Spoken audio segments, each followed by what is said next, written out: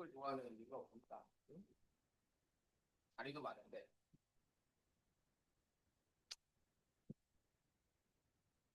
네, 이제 수업 시작할게요. 아니, 그냥 이쪽에 오면 안 돼요? 이렇게 쪼로록 앉으시면 안 되나? 이렇게? 뒤에, 뒤에 분들도 좀 앞으로 오고. 여기 다 비어 있잖아. 응? 왜 이렇게 맨 뒤에 이렇게 가운데 이 엣지를, 아, 뭐, 물론 저도 수업, 대학교 때 구석탱이에 많이 앉아있긴 했었는데, 수업 하다가 졸리면 자려고. 저희 때는 이렇게 50분 수업 이런 게 아니라, 그 수업 하나가 1시간 반 이랬거든요. 음. 1시간 반 수업이고 막 그래서 뭐 3시간짜리 수업도 있고 막 그래가지고 그냥 구석에 박혀서 좀 졸리면 자기도 하고 뭐 그랬는데 이해는 되지만 아니 너무 이쪽은 너무 딱 이쪽 끝에 쫙 이렇게 시험 앉을 때 앉는 것처럼 이렇게 앉아 있어서 음. 자, 저희가 이제 지난 시간까지 세그멘테이션을 봤어요. 그래서 저희가 지금 계속 보고 있는 거는 로지컬 어드레스를, 즉 버추얼 메모리의 어드레스를 피지컬 메모리의 D램의 실제 주소로 바꾸는 어드레스 트랜슬레이션, 그러니까 주소 변환이라고 하는 걸 지금 하고 있습니다. 근데 주소 변환을 하고 있는데 이제 세그멘테이션까지 봤어요. 그러니까 기본적으로 우리는 베이스 레지스터의 값을 갖고 우리가 처음에는 어드레스 스페이스를 통으로 다 옮겼죠. 연속된 공간에. 그랬을 때 우리가 썼던 거는 옮겨진 곳의 시작 주소만 알면 연속된 공간 외에 옮기기 때문에 이 내부의 오프셋은 그대로 유지된다는 걸 활용을 했어요. 그래서 베이스 레지스터에 그 오프셋 값을 더하면 그냥 피지컬 어드레스가 나왔죠.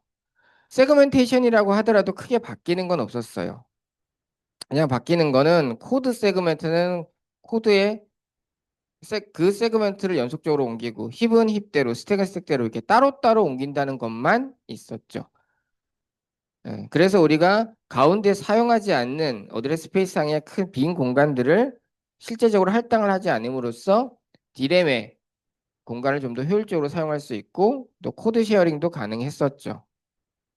그리고 이제 그렇게 되면 어드레스 스페이스의 크기가 실제 피지컬 메모리보다 훨씬 더 크더라도 일반적인 경우죠. 그렇다 하더라도 우리가 주소 변환을 실제 이제 그 어드레스 스페이스를 사용하는 데 있어서 문제가 없게 되는 거죠. 실제 사용하는 것만 피지컬 메모리에 옮기기 때문이죠. 물론 그렇게 하게 되면 베이스 바운드 레지스터를 세 쌍을 가지고 있어야 되는, 즉 세그멘트 별로 갖고 있어야 되는 비용도 생기게 되고 또 코드 쉐어링을 하게 되면 당연히 그 해당하는 세그멘트가 리더블하고 라이터블한지 익스큐터블한지 각각의 권한을 설정해 줘야 되는 추가적인 정보도 OS가 유지 관리해야 된다는 오버헤드는 있습니다만 그 오버헤드에 비해서 우리가 얻을 수 있는 이득이 더 크기 때문에 가는 거죠. 그 세그멘트 테이블의 개별 내용도 당연히 지난 시간에 말씀드린 것처럼 PCB에서 관리를 합니다. 자, 그런데 자, 그렇게 세그멘트가 뭐 주소 변환하는 것도 어렵지 않고 심플해서 좋은데 하나의 큰 문제가 있었죠. 세그멘트 기법을 하게 되면 코드 세그멘트의 크기, 힙 세그멘트의 크기, 스택 세그멘트의 크기가 제각각 다릅니다. 가장 간단하게 코드 세그멘트는 기본적으로 우리가 컴파일을 하게 되면 코드 세그멘트의 크기는 픽스가 돼요. 프로세스별로 예를 들면 우리가 여러분이 컴파일하면 뭐 1000줄짜리 프로그램을 컴파일했을 때 나오는 코드와 데이터 영역의 크기랑 100만 줄짜리의 프로그램을 컴파일했을 때 나오는 코드와 데이터의 크기는 다르죠. 그러니까 프로세스마다 잡마다 크기들이 다 틀립니다. 그럼 프로세스 1의 코드 세그멘트를 할당했을 때는 뭐 예를 들면 10kb가 필요하고 어떤 거는 뭐 4kb가 필요할 수 있죠.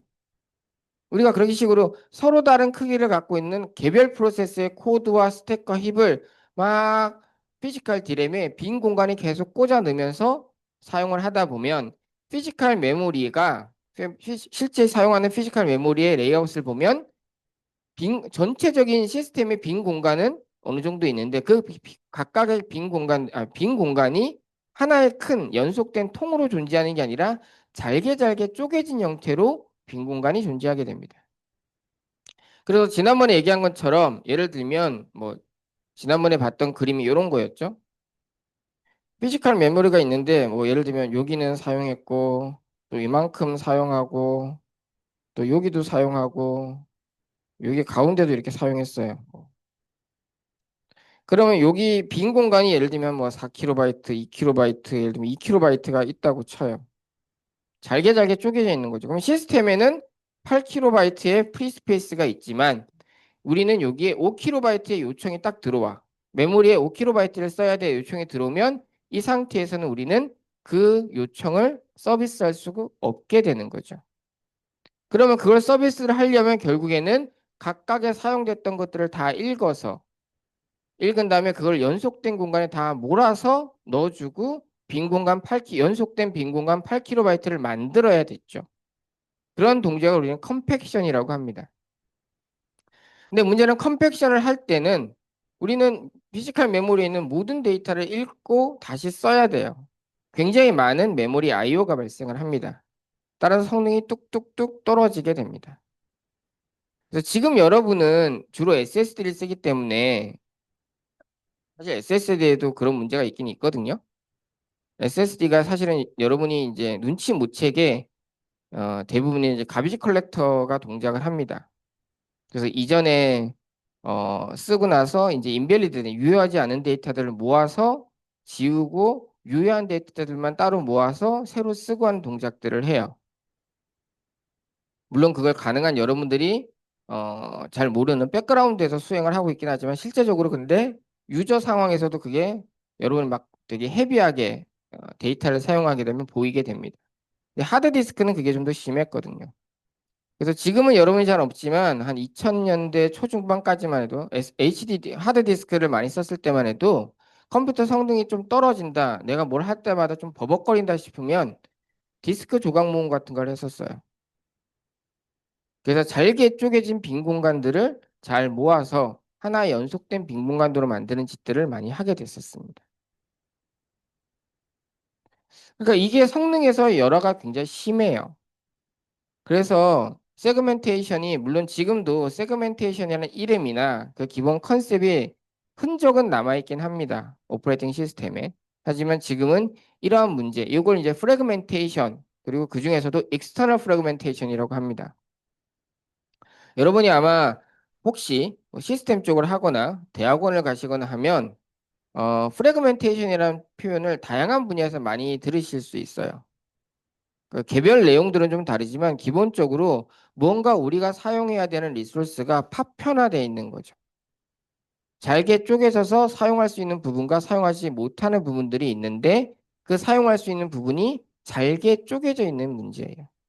대부분은 우리가 들어온 서비스의 크기가 제각 다르고 개별 서비스들을 우리가 지원하다 보면 우리가 남은 리소스가 전체 우리가 사용 가능한 리소스보다 실제 사용할 수 있는 리소스가 굉장히 적어지는 문제.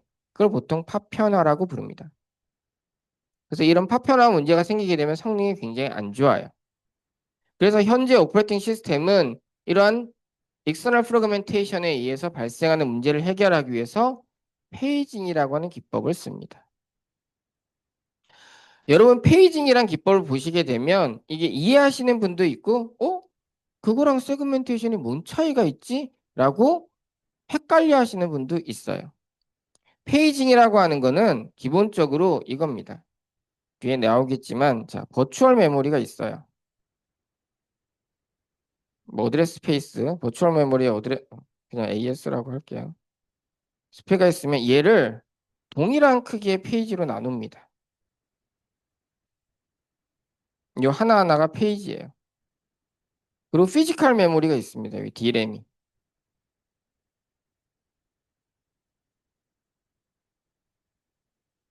얘도 동일한 크기의 페이지로 나눠요.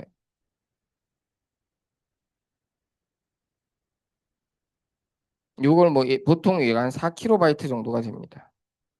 실제 시스템에서. 그래서 무조건 얘와 얘를 매핑시키는 거예요. 그러니까 버추얼 메모리에서의 페이지와 피지컬 메모리에서의 페이지를 매핑을 시켜요. 그러면 익스터널 프래그멘테이션 문제가 사라집니다. 왜 그럴까요? 익스터널 프래그멘테이션에 문제가 생기는 이유는 첫 번째가 요청하는 연속된 메모리의 공간이 제각각이기 때문이에요. 물론 페이징을 해도 어느 순간 되면 메모리에서 더 이상의 요청을 처리할 수 없게 되긴 합니다. 언제? 꽉 찼을 때. 꽉 차기 전까지는 지원할 수 있어요. 왜? 요청도 무조건 4KB 하니. 내가 할당하는 것도 무조건 페이지인 4KB 단위로만 할당을 하기 때문이에요. 요청이 1KB가 와도 4KB를 할당합니다. 요청이 2KB가 와도 4KB로 할당을 합니다. 요청이 6KB가 오면 4KB 페이지 하나, 4KB 페이지 하나에서 8KB로 할당을 합니다. 그러면 예를 들면 페이지 형태로 하게 되면 실제 피지컬 디램에서 페이지가 없어지기 전까지는 무조건 요청도 페이지 단위이기 때문에 페이지가 실제 피지컬 메모리에 더 이상 줄 수 있는 페이지가 없어지기 전까지는 그냥 페이지 단위로 줄 수 있는 거죠. 그러면 실제 빈 공간이 있음에도 내가 서비스를 못하는 일은 발생하지 않게 됩니다. 이해되세요? 정확히 말하면 세그멘테이션일 때 세그멘테이션은 우리가 코드 스택 힙별로 할당을 하는데 이 각각은 연속되게 할당을 하죠. 그런데 코드와 스택의 힙의 크기가 다 틀리다는 거에서 문제가 생겨요. 어떤 건 3KB, 어떤 건 1KB, 어떤 건 4KB, 어떤 건 10KB 다 틀리다는 거죠. 그러다 보니까 그 요청되는 대로 할당을 하다 보면 빈 공간들이 생기게 되는데 얘네들이 이 빈 공간이 잘게 쪼개져 있는 거죠. 심하면 빈 공간은 실제 시스템 전체의 빈 공간은 뭐 한 100메가가 있는데 10KB의 요청도 처리 못할 수가 있어요. 왜? 프리스페이스가 다 1, 2KB로 쪼개져 있으면. 근데 얘 같은 경우는 버추얼 메모리에서 사용하는 것도 무조건 페이지 단위고 그걸 D램에 할당하는 것도 무조건 페이지 단위고 요청도 다 페이지 단위로만 해요. 간단하게 코드 스택 힙을 동일한 크기로 할당하는 것과 비슷한 컨셉입니다. 그렇게 되게 되면 이 피지컬 메모리에 더 이상 예를 들면 할당을 해서 얘 썼고요. 얘 썼고 페이지를 얘 썼어요. 자, 그럼 페이지 2개 남았죠. 빈 공간 8KB 있어요. 자, 시스템에서 요청이 들어와서 버추얼 메모리 요청이 들어왔어요. 얘가 3KB의 요청이 왔어요. 버추얼 메모리에 어디에 할당해요? 얘도 페이지 할당하니까 4KB의 어떤 페이지 할당을 했을 거예요. 그러면 여기에 할당을 하죠. 예를 들자면. 자, 이 상태에서 요청이 와요. 5KB의 요청이 왔다고 쳐요. 페이지가 4KB일 땐. 그러면 페이지 2개가 필요하죠. 그러면 하나는 서비스를 하고 하나는 서비스를 더 이상 못하죠. 왜? 이제 꽉 찼으니까 여기. 빈 페이지가 하나라도 있으면 그 빈 페이지는 할당을 할 수가 있어요. 다 사라지기 전까지. 즉, 페이징을 하게 되면 실제 시스템에서는 빈 공간이 있지만 서비스를 못하는 그런 일은 발생하지 않아요. 즉, 페이징 기법에서는 external fragmentation이 존재하지 않게 되는 거죠. 요청도, 할당도 모두 다 동일한 페이지 크기로만 허락되기 때문이에요. 컨셉 이해되세요? 자, 그런데 그럼 페이징에서는 여러분 딱 봤을 때 저것도 좋지는 않지 않아? 라는 느낌이 혹시 안 오세요? 어떤 게 있을까요? 네, 그렇죠. 페이지가 항상 4KB로 꽉 차서 풀리 다 사용된 채로 할당 안 될 수도 있죠. 예를 들면 3KB가 와도 우리는 4KB 할당하죠. 그러면 그 페이지 중에서 1KB는 안 썼어요. 실제로는 안 썼는데 이미 할당돼 버린 거예요. 그걸 인터널 프래그멘테이션이라고 합니다. 실제 보면 예를 들면 3kB가 왔으면 페이지가 4kB면 할당을 하는데 4kB 할당을 했지만 4kB가 써져 실제 4kB가 소모됐어라고 시스템은 아는 거예요. 그렇지만 실제 메모리를 보면 3kB는 데이터가 있고 1kB는 비어 있는 거죠. 그러면 얘는 인터널 프래그멘테이션이 많으면 뭐가 문제가 생길까요?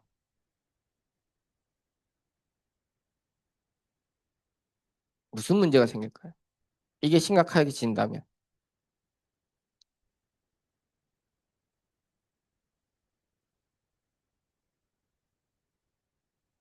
무슨 문제가 있을까요?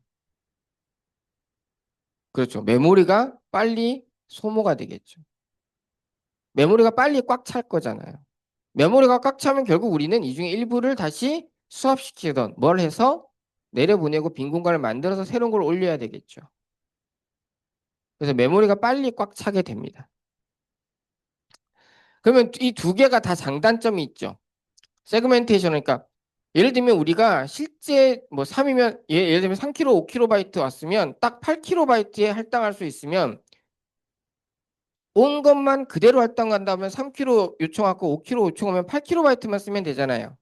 근데 페이지 입장에서는 3kB, 5kB 왔지만 우리는 444 페이지 3개 썼으니까 12kB를 써버린 거잖아요. 그냥 산술적으로 한번 보면. 그럼 4kB를 낭비한 거죠. 자, 그러면 이런 인터널 프래그멘테이션의 문제와 세그멘테이션은 익스터널 프래그멘테이션의 문제가 있어요. 그런데 우리 현재는 모든 오퍼레이팅 시스템은 페이징 기법을 씁니다. 음. 그거는 실제 우리가 해보니 익스터널 프래그멘테이션 문제는 굉장히 빈번하게 일어나지만 인터널 프래그멘테이션의 문제는 생각보다 거의 발생하지 않더라는 거죠. 기본적으로 파일 시스템에서 데이터 자체가 가장 그러니까 내려가는 것들을 저희도 가끔 이제 다른 연구 때문에 주기적으로 보고 있는데 그러면 데이터 사이즈 요청되는 실제 데이터의 사이즈가 1kg, 2kg, 4kg, 8kg, 16kg 해가지고 쭉 해서 256kg 메가 단위로 어떤 형태로 주어지는지를 보면 대부분이 8kB, 4kB, 16kB에 거의 90% 이상이 모여 있어요. 그러니까 내부적으로 큰 문제가 안 생기는 거죠. 실제 워크로드랑 실제 사용 파일 시스템에서 처리하는 기준이 같이 매치가 되어 있어서 인터널 프래그멘테이션 물론 발생합니다.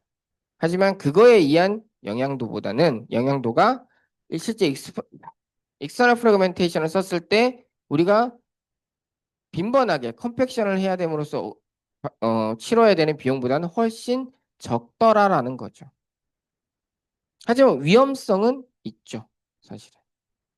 메모리가 빨리 소모된다는. 근데 현대 우리가 사용하는 대부분의 워크로드들이 사용하는 데이터의 크기들을 봤을 때는 대부분 4kB의 배수 이상이더라. 대부분이 1kg, 2kg 이렇게 오는 것들은 거의 없더라라는 겁니다. 그래서 페이징 기법을 현대의 오퍼레이팅 시스템은 사용하고 있다라는 겁니다. 이해되세요? 네. 당연히 버추얼 메모리에 있는 페이징은 피지컬 메모리에 실제 피지컬 페이지로 옮겨지면서 페이지는 연속된 형태로 갑니다. 그러니까 페이지 안에서의 오프셋은 당연히 유지되는 거죠. 이거는 모든 어드레스 트랜슬레이션 주소 변환에 공통으로 적용됩니다. 공통으로. 그러면 만약 내가 자, 그 말은 얘가 얘로 옮겨졌을 때 이쪽으로 갔을 때 여기서의 순서 오프셋이 실제 피지컬 메모리의 오프셋과도 동일하다는 얘기죠. 그러면 내가 여기서의 어떤 주소를 알고 싶으면 뭐만 알면 돼요. 얘가 어디 갔는지 얘만 알면 되죠. 페이징도. 그래서 주소 변화는 동일합니다. 물론 주소 변화를 위한 다양한 연구들이 아직도 계속 일어나고 있어요. 아직도 일어나고 있긴 한데 어떻게 하면 좀 더 효율적으로 할 건지 뭐 이런 것들에 대한 연구는 계속 있어요. 그래서 가장 대표적으로 많이 하는 게 해시 펑션 같은 걸 이용해서 아예 뭐 저런 거 없이 뭐 하자 뭐 이런 것들도 있어요. 근데 해시는 여러분도 아시겠지만 해시 충돌 때문에 아직 그걸 해결할 수가 없고 문제는 저 같은 경우는 아예 음, 요즘 그런 거 있어요. 그 메모리를 최적화하자 막 이러다가 올해 올해 이제 엔비디아에서 발표된 것 중에 GPU가 메모리를 사용하지 않고 바로 저장 장치에 가서 데이터를 갖고 오는 메모리를 거치지 않는 그런 인터페이스가 엔비디아에서 발표가 됐어요. 10월 정도에 저도 학회 가서 이제 그 발표 자료들을 봤는데 그러면 이제 메모리의 주소 변환 자체를 아예 날려버리면 되겠죠.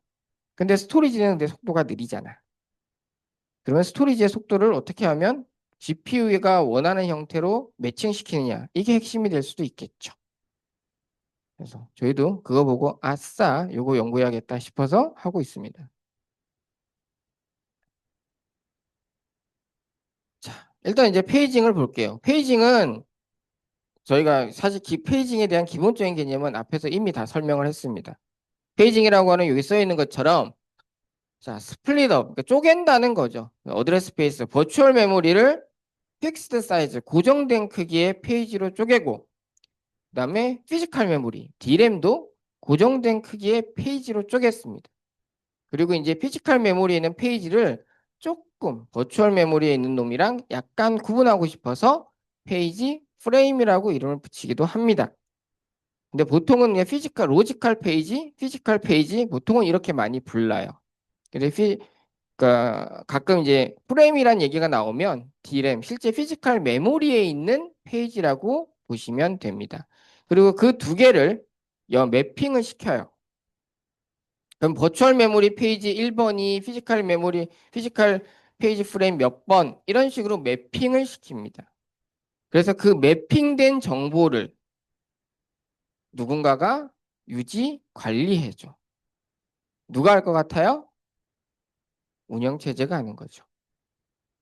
그게 페이징 기법의 핵심입니다. 가장 나이브한 형태의 페이징 기법은 이걸로 끝이에요. 그래서 보시면 심플합니다.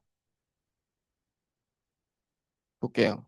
예를 들면 뭐 지금은 어드레스 스페이스가 좀 작다고 보고 보면 64바이트의 어드레스 스페이스가 있고요. 페이지의 크기는 16바이트예요. 피지컬 D램은 128바이트입니다. 그러면 어드레스 스페이스에는 총 몇 개의 페이지가 있죠? 버추얼 메모리에는 몇 개의 페이지가 있죠? 4개. 즉 전체 어드레스 스페이스의 크기를 페이지의 크기로 나누면 되죠. 되게 심플하잖아요. 근데 시험 문제 내면 이런 거에서부터 헷갈리시는 분들 계세요. 나중에 어드레스 스페이스 크기 주고 막 그다음에 페이지의 뭐 크기나 개수 주면서 막 계속 계산하면서 나가는 거 있거든요. 근데 그런 거에서 헷갈리시는 분 많아요. 그래서 어드레스 스페이스 버추얼 메모리 크기를 페이지의 크기로 나누면 페이지의 개수가 나오겠죠. 당연히 거꾸로 페이지의 개수가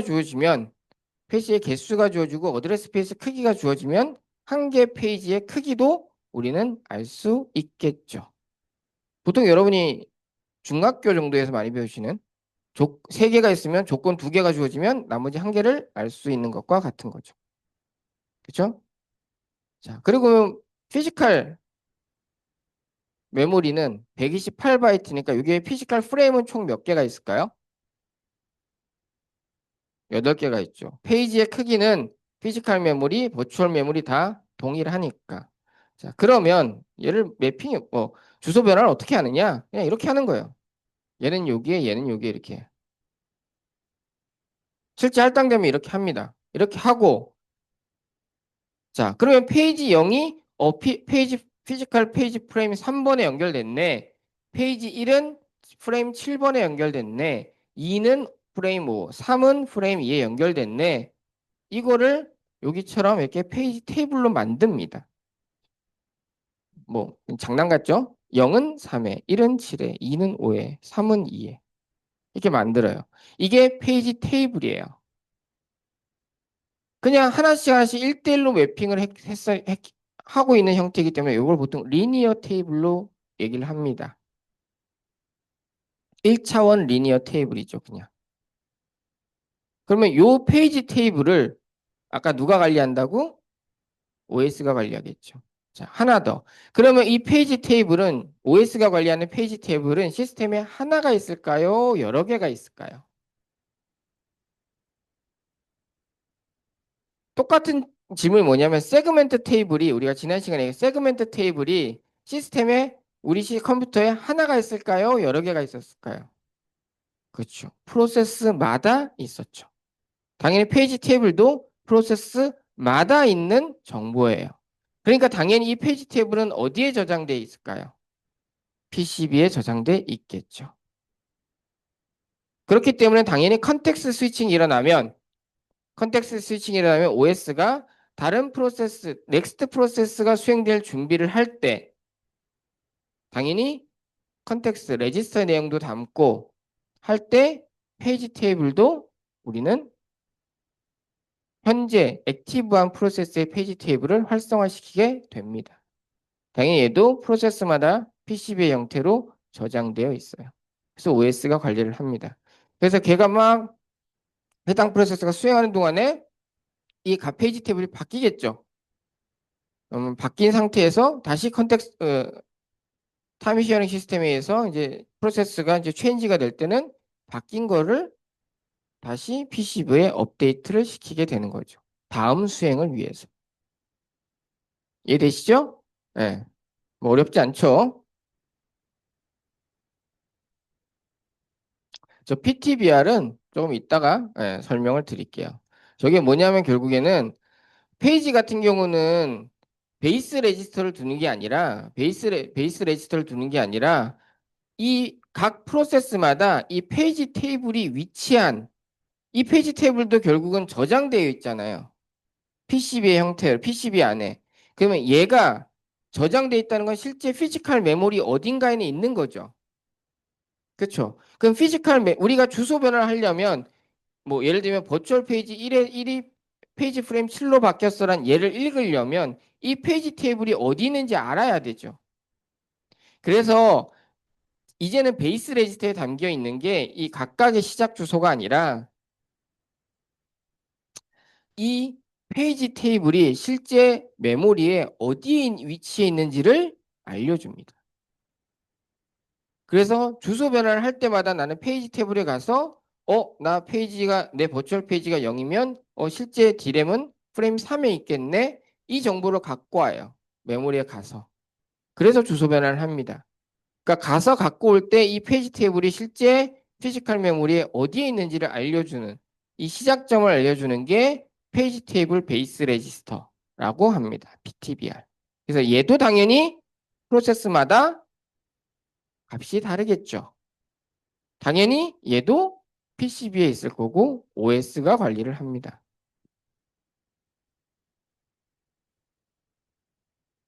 그러면 이제 페이징이 어떻게 주소 변환을 하는지를 볼게요. 심플합니다.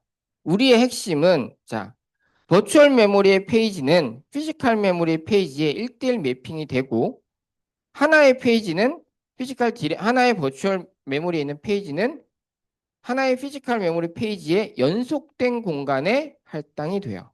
즉, 오프셋이 유지된다는 거죠. 자, 지금 버추얼 메모리 주소로 몇 빗을 쓰고 있죠? 저희 예제에서 몇 빗 썼어요? 버추얼 메모리 주소 몇 빗이에요, 지금? 요 예제에서. 보시면 되잖아요. 몇 빗 있어요?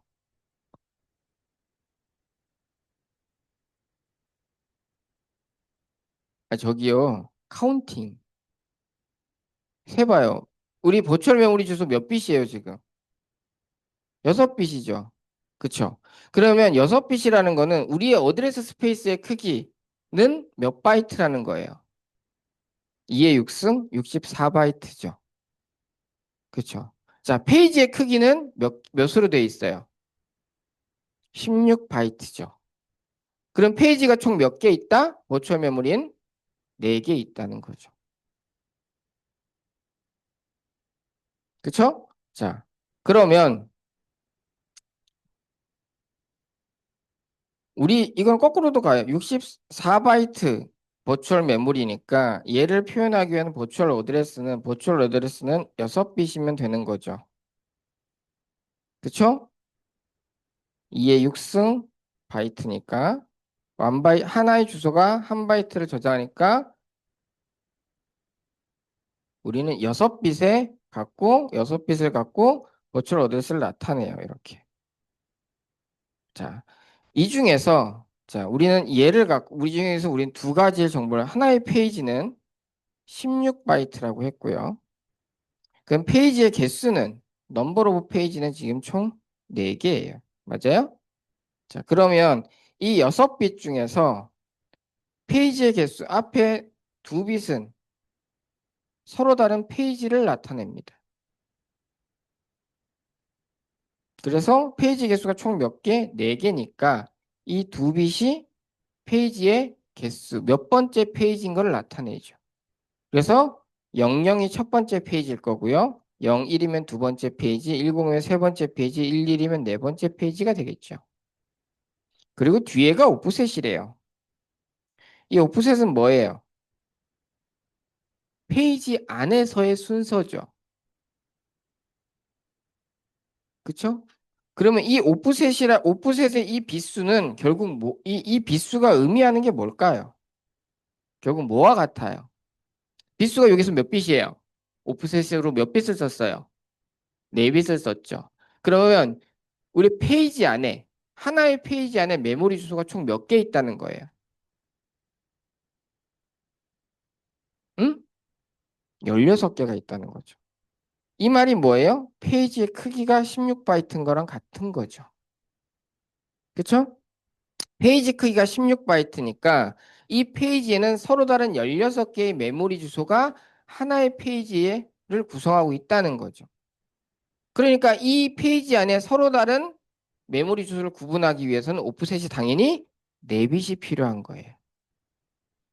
일부러 우리가 여기선 2빛, 4빛을 한 게 아니라 이거는 6빛이 필요하고 당연히 페이지 하나당 16바이트가 필요해. 페이지의 크기가 16바이트야. 그러면 이 페이지 안에 서로 다른 메모리 주소를 구분하기 위해선 4빛이 필요할 거고요. 당연히 페이지가 4개 있으니까 얘를 구분하기 위해선 2빛이 필요하겠죠. 이건 자연스럽게 나오는 겁니다. 이게 무슨 우리가 외워서 이렇게가 되는 게 아니에요. 이렇게 될 수밖에 없어요. 그래서 여기 한 4 곱하기 16 해서 64바이트가 되는 거죠. 맞잖아요. 여기서 내가 여기서 서로 다른 4개가 나오는 거고 4개의 페이지가 나오는 거고 한 개 페이지 크기가 16바이트니까 전체는 64바이트. 그러니까 6빛으로 표현이 되죠. 오케이? 그죠? 그러면 내가 주소 변화를 하고 싶어. 예를 들면 버추얼 어드레스가 21이래요. 21이면 바이너리로 010101이에요. 그럼 우리가 위에서 봤어. 메모리 어드레스 스페이스 크기는 64바이트고 페이지는 16바이트고 그러면 여기 4빛이 오프셋이 될 것이고 상위 2빛이 뭐가 된다? 페이지 넘버가 되는 거예요. 그러면 여기서 보면 얘는 페이지 1이 되는 거죠. 두 번째 페이지. 그쵸? 그럼 두 번째 페이지에 얘가 몇 번째 메모리 주소다? 몇이에요? 몇 번째예요? 0, 5니까 여섯 번째죠. 그쵸? 예, 여섯 번째. 음, 가 되겠죠. 그러면 얘를 주소를 바꾼다. 그러면 뭘 알아야 돼요? 먼저, VPN, 버추얼 페이지 넘버에 해당하는 피지컬 프레임 넘버를 알아야 돼요. 얘는 우리는 몰라요. 얘는 오로지 뭘 봐야지 알아요? 뭘 봐야지만 이걸 알 수 있어요? 페이지 테이블을 봐야 돼요. 그럼 페이지 테이블을 보면 얘에 해당하는 피지컬 프레임 넘버가 나올 거예요. 그럼 거기에 우리는 오프셋은 그대로 유지된다고 했어요. 그대로 복사하면 이게 피지컬 어드레스가 됩니다. 이해되세요? 쉽죠? 그렇죠? 쉽죠? 그러면 당연히 제가 시험 문제를 낼 때는 페이지 테이블을 당연히 드리게 되겠죠. 그렇죠? 그리고 만약 지금처럼 어드레스, 버추얼 어드레스가 몇입니다라고 드릴 거예요. 저걸 10진수로 드릴 수도 있고요. 16진수로 헥사로 드릴 수도 있고요. 바이너리로 드릴 수도 있겠죠. 대신에 이렇게 6빛 얘기 안 하죠. 우리 어드레스 스페이스는 64바이트고요. 페이지 하나의 크기는 16바이트입니다. 요까지만 드리면 당연히 여러분은 16바이트네 페이지 개수는 4개. 그리고 오프셋은 당연히 4빛이 필요하네. 그러면 전체 어드레스 빛은 64바이트니까 6빛이고 그중에 2빛이 페이지고 4빛이 오프셋이겠구나. 해서 여러분이 헥사로 주어지건 10진수로 주어지건 2진수로 주어진 거 한 걸 여기다가 써야 되죠. 그러면 얘는 페이지 넘버가 몇인지를 먼저 확인을 해야 되는 거죠. 얘는 그대로 갈 거잖아. 그럼 페이지 넘버를 확인해요. 그러면 뭘 봐야 돼요? 제가 문제에 주어진 페이지 테이블을 봐야 돼요. 그 페이지 테이블을 보고 얘가 피지컬 프레임 넘버 111이네. 그러면 111을 쓰고 오프셋을 주는 거죠. 그대로 넣어. 그러면 피지컬 어드레스는 얘입니다. 라고 답을 쓰셔야 되는 거. 이해되세요? 네. 이게 페이징이 되게 간단한데 문제를 보면 뭐가 막 헥사도 맞고 막 페이지 테이블도 막 주르륵 나오고 해서 되게 있어 보여요. 그래서 문제 자체에 압도당해서 이 간단한 거를 잘 못 푸시는 분들이 있습니다. 제가 항상 얘기하지만 저는 OS는 고등학생들이 배워도 큰 문제는 없다고 봐요. 제가 매번 OS를 1학년 때 가르치자 컴퓨터 구조랑 얘기를 하고 있는데 CR도 안 맥히고 있습니다. 다른 교수님들이 안 된다고. 아니 이건 1학년 때 가르쳐도 된다고. 1학년 1학기, 2학기 가르쳐도 된다고. 그리고 좀 어드밴스 된 걸 4학년 때 따로 하자. 근데 아직도 허락을 안 해주세요. 음. 언젠가 제가 여기서 퇴임하기 전에는 한번 그렇게 만들고 갈까 생각을 합니다. 사실 여기서 뭐 우리가 고등학생이라도 이해하기 어려운 건 없잖아요. 여러분 고등학교 때 뭘 되게 많이 하시더만. 저보다도 더 많이. 요즘은 거의 한 5분 중에 한 분이 혼자 공부하는 컴퓨터 구조 운영 체제를 읽으셨대. 유튜브에도 있긴 있거든요. 저도 그거 한번 보긴 했어요. 그 강의를. 뭔가 하시는 분이 강의하시는 거. 그 책 괜찮아요. 심플하게 보기에. 그러니까 그 입문서로 보기에는 저는 추천드립니다. 유튜브 동영상 강의도 있고 해서 괜찮은 것 같아요. 근데 내용 보면 사실 우리가 지금 운영체제 하고 있지만 어려운 내용 없잖아요. 수학적으로 어려운 것도 아니고 되게 논리가 복잡한 것도 없고 그렇잖아요. 그러니까 나중에 시험 문제를 보셔도 압도당하지 마시라 그런 얘기입니다. 요거는 음, 요까지 하고 자, 그다음에 제가 그다음에 페이징의 기본적인 건 여기서 끝이에요. 기본적인 건 끝입니다. 페이징은. 그래서 페이지 테이블은 뭐 크기들이 페이지 테이블도 거의 한 그 시험 문제에 가면 여러분 나중에 헷갈리시는 것들이 있는데 페이지 테이블 엔트리라는 말이 나와요. 뒤에도 계속 페이지 테이블 엔트리는 요 하나를 의미하는 겁니다. 배열의 하나, 엔트리를 하나입니다. 그래서 요 엔트리의 크기도 보통은 정해져 있어요. 페이지 테이블 엔트리의 크기는 4바이트 이렇게 정해져 있습니다. 자, 자, 여기서 뭐 하나만 먼저 하나씩 한번 봐볼게요. 자, 페이징은 여기서 끝이긴 한데, 자, 그러면 어드레스 트랜슬레이션이 챕터 18에서 끝나야 되잖아요. 근데 19, 20, 21, 22 이렇게 가죠. 뒤에가 뭐가 있어요. 뭐냐 하면 우리가 지금 사용하는 이런 나이브한 페이징, 이걸 이제 나이브 페이징 기법이라고 얘기해요. 가장 순진한, 좋게 말하면, 음, 아니면 좀 단순한 심플 페이징 기법이라고 얘기합니다. 근데 이 심플 페이징 기법은 굉장한 취약점 두 개를 가지고 있어요. 취약점 두 개를 갖고 있습니다. 자, 하나만 먼저 얘기할게요. 여기서 페이지 테이블 엔트리의 크기가 먼저 이거부터 하나 할게요. 자, 우리가 주소 변환을 해야 돼. 주소 변환을 할 거예요. 주소 변환을 하는데 주소 변환을 하려면 항상 우리는 뭘 쳐다봐야 돼요? 우리가 페이징으로 주소 변환을 하려면 항상 우리는 뭘 쳐다봐야 돼요? 뭐가 없으면 주소 변환을 못 해요. 페이지 테이블이 있어야 되죠. 자, 우리가 주소 변환을 해야 돼요. 주소 변환을 할 때마다 우리는 뭘 읽어야 돼요? 페이지 테이블을 읽어봐야 돼요. 그쵸? 페이지 테이블이 어디에 있어요? 응? PCB. PCB는 어디에 있어요? 메모리에 있죠. 자, 그럼 내가 주소 변환을 할 때마다 어디에 가봐야 돼요? 메모리를 가봐야 돼요. 그럼 내가 주소 변환이라는 건 뭔가 시스템에서 요청이 왔어요. 야, 버추얼 페이지 0에 대해서 값을 읽어줘라고 온 거죠. 그럼 버추얼 페이지 0에 해당하는 걸 피지컬 프레임 3이라는 걸 알고 D램에 가서 그 값을 갖고 와야 돼요. 그쵸?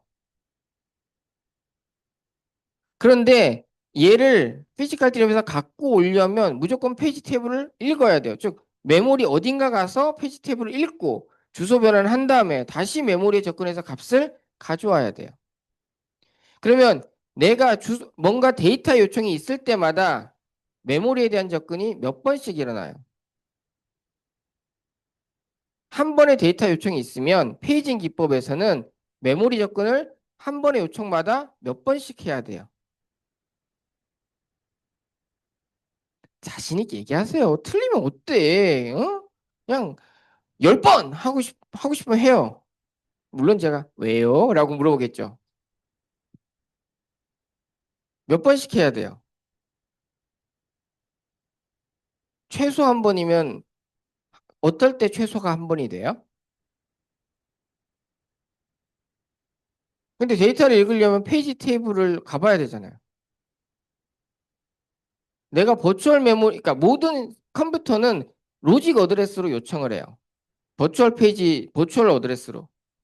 그러면 그거에 대한 대응은 어쩔 수 없이 피지컬 디램에 가서 값을 갖고 와야 되죠.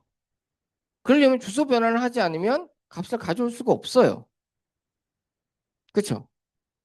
그러면 값을 가져오려면 메모리 한번 접근해야 돼요. 근데 주소 변환을 할 때마다 우리는 어디를 가봐야 된다? 페이지 테이블을 가봐야 된다. 페이지 테이블은 근데 메모리에 있잖아요. 그럼 주소 변환을 할 때마다 메모리 접근이 한 번씩 일어나죠. 그럼 데이터를 요청할 때마다 실제 메모리에 가서 한 번 그 데이터를 가져오는 것도 비용인데 성능이 떨어지는데 주소 변환 때문에 메모리를 한 번 더 접근해야 되죠. 그러면 우리가 데이터를 한 번 가져올 때마다 메모리 접근이 두 번씩 일어나죠. 그럼 성능이 좋겠어요? 나쁘겠어요? 나쁘죠. 물론 이거는 우리가 세그멘테이션에 세그멘트 테이블을 메모리에 그것도 세그멘트 테이블도 메모리에 들어가 있죠. 그것도 마찬가지예요. 근데 그때 얘기를 안 한 이유는 그건 나중에 페이징에서 얘기하려고 그랬던 거. 무조건 주소 변환을 할 때마다 뭔가 어떤 형태로든지 테이블이 있어. 그래서 그 테이블로 가서 우리는 뭔가를 확인을 해야 돼. 그러니까 여기서 말하는 어드레스 트랜스를 하려면 얘가 페이지 테이블을 확인하는 거죠. 그러면 매번 그 페이지 테이블을 확인할 때마다 메모리 접근이 발생하기 때문에 성능이 떨어져요. 이게 나이브한 페이징 기법의 첫 번째 문제입니다. 첫 번째. 이해되세요? 이해되세요? 동의 안 하세요? 뭐 이거 협박하는 건 아닙니다. 뭐 메모리 한번 가는 게 어때서 그러실 수 있지만 메모리 조건은 시스템의 성능을 굉장히 많이 떨어뜨려요. CPU가 동작하는 거에 비해서 메모리는 수백 배 느리잖아요. 근데 그걸 뭐 명령, 뭐 로드 스토어 명령 한 번 했는데 메모리에 가서 값을 가져와야 되는데 그 전에 이 메모리가 실제 어디, 실제 피지컬 메모리 어딘지를 알기 위해서 페이지 테이블도 한 번 더 가봐야 돼. 그게 모든 거에서 해당이 돼 버리죠. 그게 나이브한 페이징 기법의 함정입니다. 그럼 여러분한테 물어볼게요. 우리가 아직 배우진 않았지만 이 문제를 어떻게 해결하면 될까요? 실제는 해결을 했습니다. 그리고 저희가 이제까지 우리 이 운영체제 수업 중에 얘기했던 기법으로 해결을 했어요. 얘기했던 내용들 중에 하나를 이용해서 해결을 했습니다. 어떻게 해결했을까요?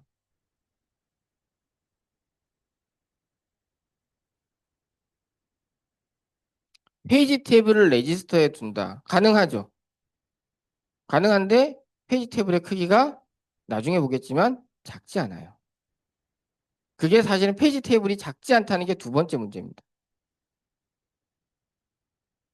같이 같이 한다는 게 뭘 같이 한? 응,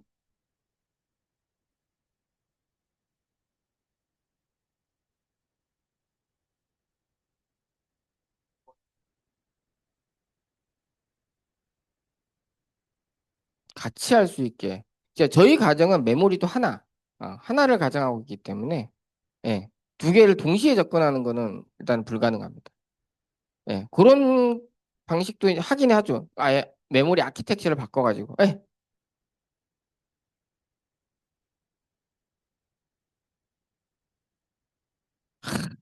재수강? 그럼 천재인데?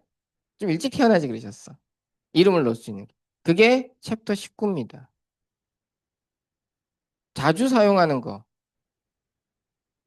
메모리 주소 접근 중에서 당연히 빈번하게 접근한 놈이 있겠죠. 우리 캐시 했잖아요.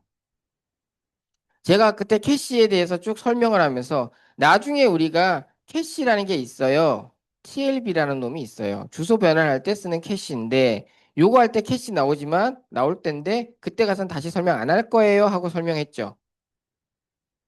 그래서 뭐 주소를 캐시해서 캐시란 개념이 뭐고 결국 얘를 올릴 때 그 밑에 있는 놈을 위로 올릴 때 어떻게 어디에 넣을지 다이렉트 맵드 방식, 풀리 어소시에이티브 방식, 셋 어소시에이티브 방식 이런 걸 얘기를 했어요. 그리고 뭐 미스 레이트 이런 거 간단하게 얘기를 드렸고 그럼 미스가 발생하는 세 가지 원인에 대해서도 말씀했죠. 콜드 스타트 미스, 그다음에 캐패시티 미스, 그다음에 컴펄서리 미스. 컴플리트 미스. 세 가지에 대해서도 말씀을 드렸어요. 그래서 캐시입니다. 우리가 데이터가 간단하게 우리가 로컬러티가 있다는 건 한 번 사용했던 데이터를 내가 한 번 사용한 데이터는 곧 자주 높은 확률로 다시 재사용한다는 얘기죠. 그러면 그 데이터를 자주 사용한다는 거는 그 데이터에 대한 접근이 계속 온다는 거잖아요. 결국 그 데이터에 대한 실제 피지컬 페이지 테이블의 내용을 우리는 똑같이 빈번하게 참조한다는 거죠. 그럼 그걸 미리 캐시해 놓으면 그럼 우리는 매번 페이지 테이블을 갈 필요 없이 캐싱, 좀 더 빠른 데다. 어떻게 보면 그게 레지스터에 담는 것과 같지만 실제 레지스터는 사이즈가 너무 작으니까 다른 그 주소 변환을 위한 캐시 메모리를 둬가지고 거기에서 빠르게 읽고 페이지 테이블 안 가고 주소 변환을 해버리면 되는 거죠.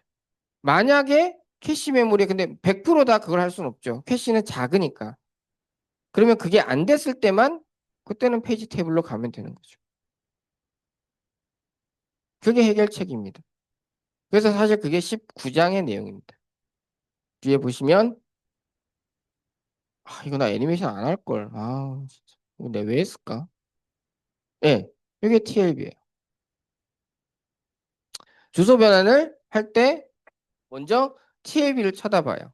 TLB는 파플러, 즉 자주 사용하고 빈번하게 사용하는 버추얼 투 피지컬 주소 변환의 그 페이지 테이블에 대한 그 내용을 담아두는 거죠. 그러면 여기서 주소 변환을 해서 여기서 그러니까 버추얼 페이지에 해당하는 피지컬 프레임을 찾으면 피지컬 페이지 프레임을 찾으면 TLB란다. 페이지 테이블로 굳이 안 가고 여기서 주소 변환을 해버리면 끝나죠. 오프셋을 그냥 붙이면 되잖아요. 물론 여기가 없어. TLB 없으면 당연히 페이지 테이블로 가야 되죠. 그때는. 그게 TLB 미스일 때죠. 캐시 미스와 같죠. 개념 이해되세요? 그래서 저희 교재는 없지만 우리 공용책에 요 그림인데 요게 괜찮아요. 뭐냐? 주소가 왔어요. 이걸 미리 하게 되네? 계획이 없이. 자, CPU가 로지컬 어드레스, 버추얼 어드레스를 요청을 해요. 그럼 이 버추얼 어드레스는 크게 두 부분으로 나눠져 있어요. 이게 뭐냐? 페이지 넘버. 얘가 오프셋이에요. 그 책에서는 이제 디스플레이스먼트라고 표현을 해서 똑같은 의미죠. D라고 표현했어요. 그럼 먼저 주소 변환을 할 때 페이지 테이블로 가는 게 아니라 이 TLB, 얘는 캐시 메모리예요. 그러니까 속도가 빠르죠. 거의 CPU와 필적해요. 나노세크 단위니까. 여기에 봐요. 쭉 봐서 내가 요청한 페이지에 대해서 해당하는 프레임 넘버가 미리 캐시 메모리에 올라와 있는지를 봐요. 그래서 만약 있어. 그럼 TLB hit이죠. 그러면 거기에 해당하는 프레임 넘버를 넣으면 되죠. 여기에 P에 해당하는 F가 이렇게 있으면 피지컬 프레임 넘버를 넣어요. 그리고 오프셋은 그대로 복사하면 되죠. 그쵸? 그러면 피지컬 어드레스가 만들어지니까 D램으로 가서 데이터를 가져오면 돼요. 근데 만약에 이 TLB는 모든 페이지 테이블을 다 담을 수는 없잖아요. 크기가 작으니까. 보통 128, 256개, 요즘은 뭐 512, 좀 커져서 512개 담고 막 이렇게 하긴 하는데 여기서 없으면 당연히 미스가 없으면 어쩔 수 없어요. 그때는 TLB 미스가 나면 페이지 테이블, 메모리에 가 있는 페이지 테이블로 가는 수밖에 없어요. 그리고 당연히 요청한 거를 다시 한 번 요청한 거는 다시 짧은 시간에 높은 확률로 재사용될 확률이 높으니까 TLB에 올려놓는 거죠. 이 동작을 하면서 여기서 페이지 테이블 가서 해당하는 페이지, 버추얼 페이지에 대한 피지컬 페이지 프레임을 구한 다음에 오프셋은 그대로 복사해서 피지컬 어드레스를 만드는 거죠. 이해되세요? 컨셉? 쉽죠? 쉽죠라고 강요하지는 않습니다. 어렵진 않죠? 이것도 강요인가? 네, 아무튼. 이게 딸내미한테 하도 제가 지금 가스라이팅을 당해가지고 뭘 얘기하다 이렇게 이렇게 하면 이렇게 되고 막 이렇게 되지? 이거 어렵지 않지? 강요하지 마, 아빠. 알았어. 오빠, 아빠도 수업할 때 언니 오빠들한테 이건 쉽죠? 이건 어렵진 않죠? 이런 말 하지 마. 그 학생들한테는 고문이야. 알겠어.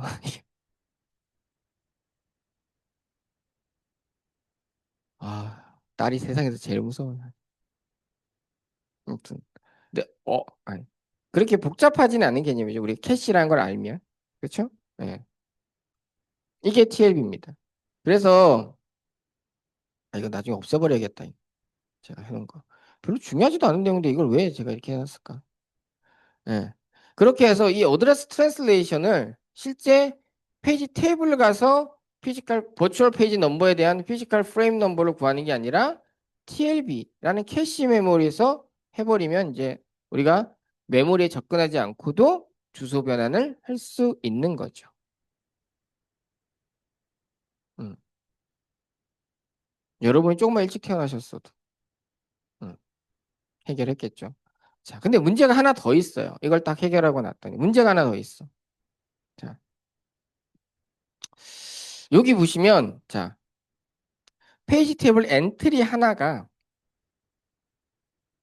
이게 보통 한 4바이트 정도 됩니다. 예. 이게 이제 32빗 아키텍처의 흔적이죠. 요즘은 8바이트도 있습니다. 64빗 아키텍처에서는 8바이트도 많고요. 근데 이제 저희 교재 같은 경우는 주로 32빗 아키텍처에 그걸로 이제 대부분 다 구성이 인텔 32빗 아키텍처 기준으로 돼 있어서 페이지 테이블 엔트리가 뭐 4바이트라고 칠게요. 자, 그럼 4바이트면 자, 이 페이지 테이블의 크기는 몇 바이트인가요? 에? 16바이트가 되겠죠. 즉, 페이지 테이블의 크기는 요 엔트리 하나의 크기 곱하기 버추얼 페이지의 개수가 되겠죠. 그쵸? 자, 우리 32빗 아키텍처를 생각해 봅시다. 실제 이제 32빗 아키텍처 여러분한테 이거는 여러분 시험 문제 나올 수 있으니까 하나씩 따라해 볼게요. 32빗 아키텍처예요. 32빗 CPU라고 할게요. 자, 페이지 크기는 4kb입니다. 그러면 우리 시스템은 How many 페이지가 있을까요? 몇 개가 있습니까? 30초 드립니다.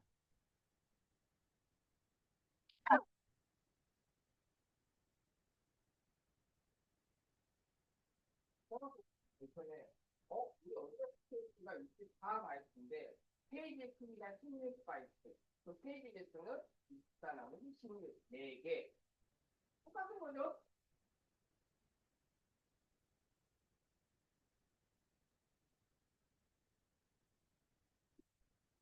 자, 몇 개입니까? 몇 개예요?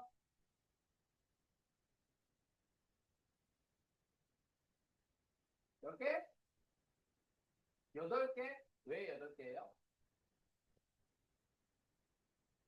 30이 나누기 페이지 크기 4kb인데 4kg면 32보다 크지 않아요? 이게 왜요? 안 돼.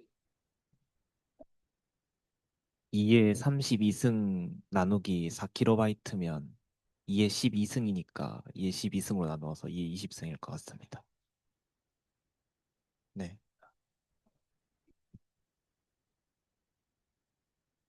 그러면 2에 22승 바이트. 이해- 이해되세요? 자, 32빗 아키텍처면, 예, 여학생분들 접근은 처음엔 잘 하셨어요. 32빗 아키텍처의 어드레스 스페이스의 크기는 얼마예요? 2의 32승 바이트죠. 32빗 아키텍처에서 만들 수 있는 서로 다른 메모리 주소의 개수는 2의 32승계. 000부터 111까지 2의 32승계가 있죠. 그쵸? 누차 계속 반복하지만, 그럼 주소 하나당 1바이트. 그쵸? 그러면 이 32빗 아키텍처의 어드레스 스페이스 크기는 2의 32승 바이트죠. 4기가바이트. 근데 페이지 크기가 몇 개래? 페이지 크기가 몇이래? 4kB. 2의 12승 바이트. 그래서 바이트 지워지고 하면 2의 20승 개가 되죠.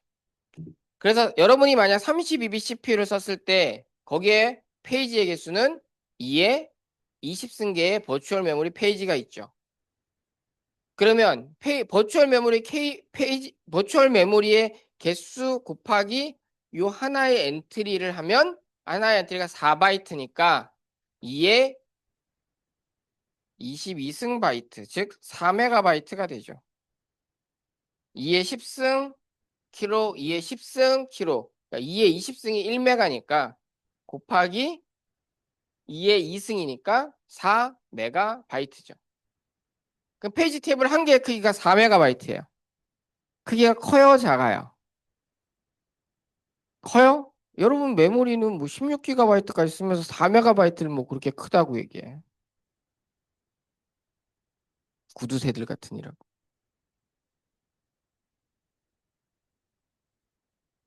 큽니다.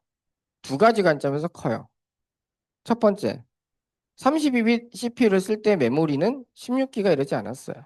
수백 메가 정도 될까 말까. 뭐 그래도 4메가는 뭐 할 수 있죠. 자, 우리 페이지 테이블이 시스템에 하나 있어요? 여러 개 있어요? 여러 개 있죠. 페이지 테이블은 만약 우리 시스템에 프로세스가 100개 있으면 페이지 테이블 몇 개 있어야 돼요? 100개 있어야 되죠. 그러면 만약에 우리 시스템에 여러분 뭐 지금 프로세스 PSALF 때려보든지 아니면 프로세스 관리자 들어가 보면 시스템에서 돌고 있는 백그라운드들 쫙 보이죠. 그럼 프로세스 100개 넘어가는 건 순식간이죠. 그럼 100개 있다고 치면 페이지 테이블의 크기가 총 얼마가 필요해요? 400메가가 필요하죠. 32빗 아키텍처에서 그때는 메모리가 메가바이트 단위였어요. 그럼 페이지 테이블 담고 나면 D램이 앵꼬네? 아, 앵꼬는 일본 말이구나. 다 썼네? 가 돼버리는 거죠.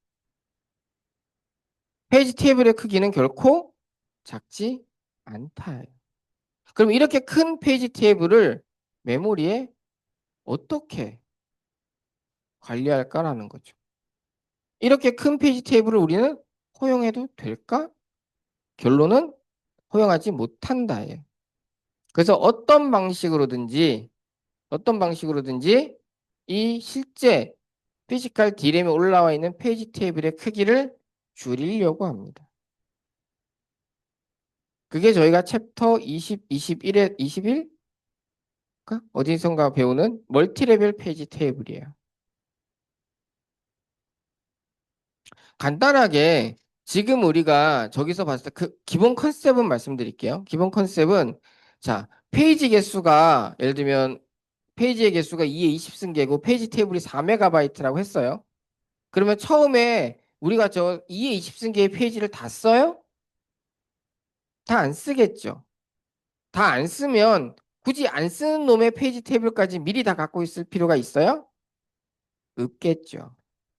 이제 그걸 이용해서 실제 사용하는 페이지 테이블을 중심으로 페이지 테이블의 크기를 가능한 줄여줍니다. 여러분이 이거 저도 제가 그 대학교 때 알고리즘이나 자료구조 수업을 안 들어서 제가 자료구조 수업 듣다가 드랍시켰거든요. C로 해야 하더라고. 제가 C를 싫어해서 그때 이건 내 과목이 아니야. 자료구조 같은 건 죽을 때까지 듣지 않겠어. 근데 요즘 다시 보고 있습니다만 어쩔 수 없이. 근데 예를 들면 여러분 그런 거 많이 아니야 이건 DB에서 하나? DB에서는 확실히 하긴 하는데 근데 알고리즘이나 이런 데서 할 것 같은데 음 링크드 리스트 구조 같은 거는 어디서 배워요? 자료구조에서 배우죠. 자, 그런 구조를 하는 이유 중에 하나는 예를 들면 그 구조를 했을 때 링크드 리스트가 보통 컴퓨터 사이언스에서 배우는 어 레벨 오브 인다이렉션이라고 하는 큰 추상적 개념의 한 종류예요. 이게 뭐냐?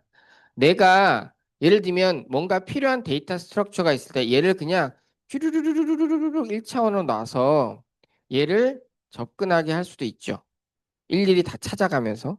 근데 그렇지 않고 얘를 쪼개서 여러 개로 만들어 놓고 얘를 이 쪼개진 놈을 가르치는 상위 디렉토리 형식의 뭔가를 하나를 두는 거죠. 그러면 얘를 바로 찾아가는 게 아니라 얘를 거쳐서 찾아가요. 근데 이렇게 만들면 뭐가 좋냐? 예를 들면 내가 여기 네 개, 전체가 네 개인데 이 중에 실제 사용하는 건 두 개밖에 없어. 여기 두 개 쓰고 여기 두 개 안 써. 그럼 페이지 테이블을 만들 때 예를 들면 이 두 개를 가르치는 놈, 세컨드에 넣고 이 두 개를 가르치는 가 또 있어요. 이렇게 예를 들면 얘는 네 개로 이렇게 돼 있지만 두 개짜리를 하나 만들어요. 그다음 얘가 얘를 가르쳐. 두 개가 있고 얘가 얘를 가르쳐. 두 개가 이렇게 있어. 예를 들면 그럴 때 내가 예를 들면 요 두 개를 안 쓰면 얘는 할당할 필요가 있어요, 없어요? 없죠. 이렇게 해서 조금 우리가 실제 필요한 사이즈를 줄여 나갈 수 있어요. 필요한 부분만 물론 여기는 제가 두 개밖에 없어서 요거 네 개를 쓰나 이걸 할당 안 해도 이제 네 개를 쓰는 문제는 있긴 하지만 이게 커지면 이 효과가 나타납니다. 근데 여러분 링크드 리스트로 검색을 할 때 문제는 뭐예요? 근데 링크드 리스트가 갖고 있는 그 기본적인 한계, 한계는 아니고 문제점. 탐색을 여러 번 해야 되죠. 응. 탐색을 여러 번 해야 돼요. 그게 나중에도 나타날 겁니다. 저희 멀티레벨 페이지 테이블에서도. 예를 들면 어떤 거냐? 얘가 페이지 테이블이 메모리에 있어요. 그러면 내가 만약 페이지 테이블을 찾아가야 돼. 주소 변환을 위해서. 그럼 여기 찾아가서 쭉 검색하면 되죠. 메모리 한 번 찾아가서. 근데 내가 이렇게 나눴어. 디렉토리를 둬가지고. 그럼 먼저 여기 가야 되죠. 그러고 나서 여기를 가야 되죠. 메모리 몇 번 접근해야 돼요? 두 번을 접근해야 돼. 이게 깊이가 깊어지면 깊어질수록 메모리 접근이 리니어하게 증가해버리게 됩니다. 이게 링크드 리스트가 갖고 있는 기본적인 문제 중에 하나죠. 우리가 그냥 눈으로 볼 때는 링크드 리스트는 그냥 하나의 그 자료 구조상의 어떤 스트럭처지만 링크드 리스트를 구성할 때 그 각각의 테이블들은 다 메모리에 있는 놈이에요. 그러니까 밑에를 가려면 상위 디렉토리 읽고 그 다음 디렉토리 읽고 해서 맨 끝에 리프까지 가야 돼요. 리프 셀까지. 그럼 다 그게 메모리에 있는 놈이죠. 물론 이게 수식적으로 가는 놈이 있지 않은 이상은 중간에. 테이블 형태면. 그게 링크드 리스트가 갖고 있는 여러 문제점 중에 하나긴 합니다. 링크드 리스트가 효율적이기도 하지만 문제점도 갖고 있죠. 모든 기법은 마찬가지예요. 모든 엔지니어링 기법은 항상 장점이 있고 단점이 있어요. 그걸 다 이해하셔야 됩니다. 그래서 실제 나이브한 페이징 기법은 큰 두 가지의 제약상 오버헤드가 있어요. 하나는 성능 오버헤드. 아까 얘기했듯이 주소 변환을 할 때마다 페이지 테이블을 찾아가야 되는 문제. 즉 페이지 테이블이 메모리에 있기 때문에 주소 변환을 할 때마다 메모리로 가서 페이지 테이블을 읽어야 돼. 그로 인한 성능 문제가 첫 번째였고요. 두 번째가 페이지 테이블의 크기는 무시할 수 있는 크기가 아니더라라는 거예요. 예를 들면 지금 저희가 32빛을 봤죠. 기말고사에는 64빛이 들어갈 거예요. 지금 우리가 쓰고 있는 게 64빛이잖아.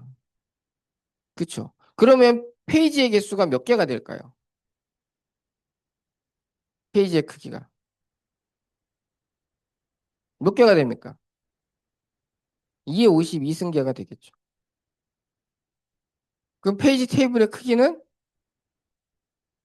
2에 54승 바이트죠. 여러분 지금 갖고 있는 디램으로 그 테이블 하나 담을 수 있어요? 못 담죠.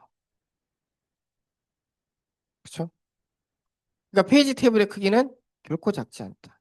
그럼 얘를 어떻게 관리해야 스페이스 오버헤드, 이 큰 페이지 테이블을 유지해야 되는 이 문제를 해결할 것인가라는 겁니다. 이게 나이브한 페이징 기법의 한계, 그리고 우리가 뒤에 여기 멀티레벨 페이지 테이블과 앞에 학생이 얘기한 것처럼 TLB 같은 캐시 메모리를 이용해서 이 두 개를 어떻게 어드레스 하는지를 이어서 보게 될 겁니다. 이해되세요? 개념은 여러분 이미 이해하셨죠? 그래서 TLB는 아마 쉽게 이해하실 거고, 멀티레벨 페이지 테이블은 사실 대부분의 교재들을 보면 헷갈리기가 딱 좋아요. 그래서 그거는 그 수업할 때는 저도 조금 더 많은 그 그러니까 좀 예제들을 좀 더 넣었으니까 좀 보시고 그때는 좀 정확하게 좀 따라오셔야 돼요. 거기서는 실수 많이 하십니다. 그렇게 보시고 여기가 이거죠. 기본적으로 페이지 테이블은 어디에 저장되니 뭐 메모리에 저장되는데 크기가 그렇게 크더라라는 겁니다. 자, 그리고 페이지 테이블에는 사실은 우리 해당 그 버추얼 페이지에 해당하는 피지컬 프레임 넘버뿐만 아니라 4바이트이기 때문에 추가적인 어 그 정보들을 넣어주는 빗들이 있어요. 근데 이거는 시스템마다 조금씩 다릅니다. 운영체제별로도 조금씩 다르고 그러니까 운영체제별로 다르다기보다는 아키텍처별로 달라요. 아키텍처별로. 달라서 인텔 같은 경우는 해당하는 피지컬 프레임 넘버 더하기 몇 가지 4바이트의 남은 빗들을 이용해서 몇 가지를 넣습니다. 그래서 여기 보면 뭐 우리가 알만한 게 뭐 있을까? 여기서 뭐 그러니까 그 유저 빛이냐 슈퍼바이저냐, 즉 사용자 모드에서 사용하는, 즉 사용자 프로그램에 있는 데이터냐 슈퍼바이저 OS가 접근하는 데이터냐, 이런 걸 구분해 줘요. 여기서도. 그다음에 리드 라이트, 얘가 뭐 리드는 가능하니 라이트는 가능하니 이걸 알려주는 거고요. 그다음 프레젠트 빛 같은 경우는 지금 얘가 실제 메모리에 올라와 있는지 아니면 스토리지에 있는 놈인지 이걸 알려주는 빛들입니다. 그다음에 뭐 라이트 스루 같은 경우 제가 캐시할 때 얘기를 했죠. 라이트 스루, 라이트 백. 그래서 얘가 캐시 동작을 어떤 식으로 처리하는지 해당 데이터 뭐 이런 게 있고, 더티빗, 액세스드 빛은 해당 페이지가 스토리지부터 메모리에 올라온 이후로 한 번 이상 접근했니? CPU가 요청을 해서 거기 이 해당 데이터에 접근해서 읽어갔니? 라는 걸 나타낸 거고, 더티는 해당 스토리지로부터 메모리로 올라왔는데 이 올라온 데이터가 수정됐니? 이 그 해당 페이지에 대한 라이트가 일어났었니?를 나타내는 겁니다. 뭐 그런 정보들을 쭉 나타내는 것들이 있어요. 그래서 저런 정보들을 갖고 OS가 뭔가 좀 더 최적화를 하는 거죠, 동작들을. 그래서 뭐 이것들을 여러분 다 외우실 필요는 없겠지만 중간중간에 저희가 예를 들면 요런 몇 가지 정보들을 이용해서 좀 더 동작들을 최적화하는 것들이 한두 개 정도 나오거든요. 그래서 그때 정도만 보시면 됩니다. 그래서 페이징이 너무 느리다. 이거는 아까 얘기했던 거죠. 그래서 요거는 저희 교재에 있는 거여서 그래서 매번 할 때마다 저 페이지 테이블을 가서 봐야 된다라는 겁니다. 그 의미라고 보시면 되고요. 이걸 내가 왜 이렇게 했을까? 뭐. 그래서 이건 실제 이제 돌 때, 실제 이 단순한 코드를 수행을 할 때, 결국 어떤 일들이 일어나는지를 이제 쭉 하나씩 본 거예요.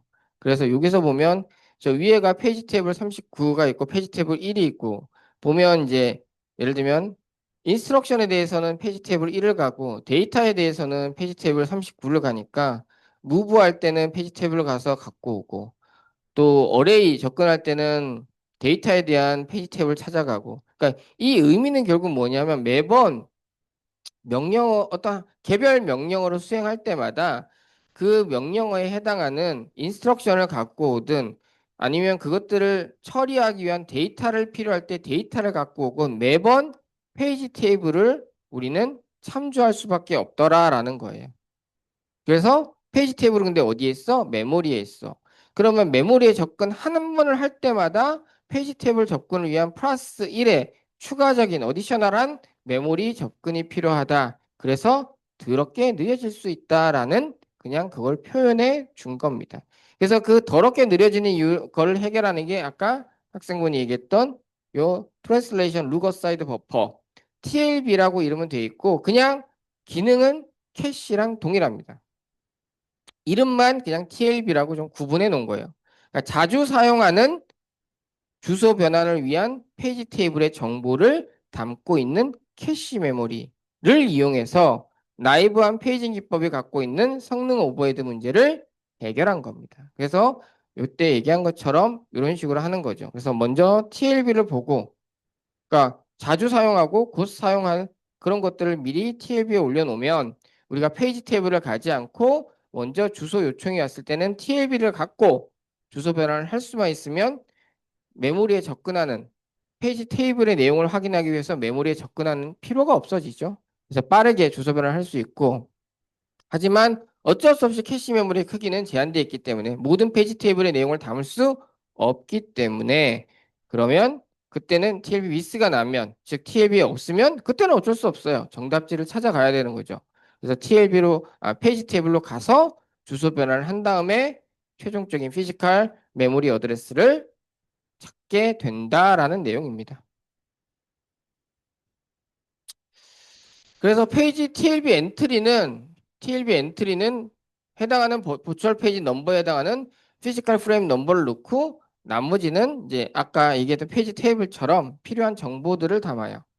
그리고 TLB는 여기 있는 것처럼 풀리 어소시에이티브라는 거죠. 풀리 어소시에이티브가 기억나십니까? 제가 다시 설명 안 한다고 했어요. 캐시는 두 번 설명할 수는 없습니다. 수업 시간에. 원래는 이제 여러분 컴퓨터 구조 때 배우셨으니까.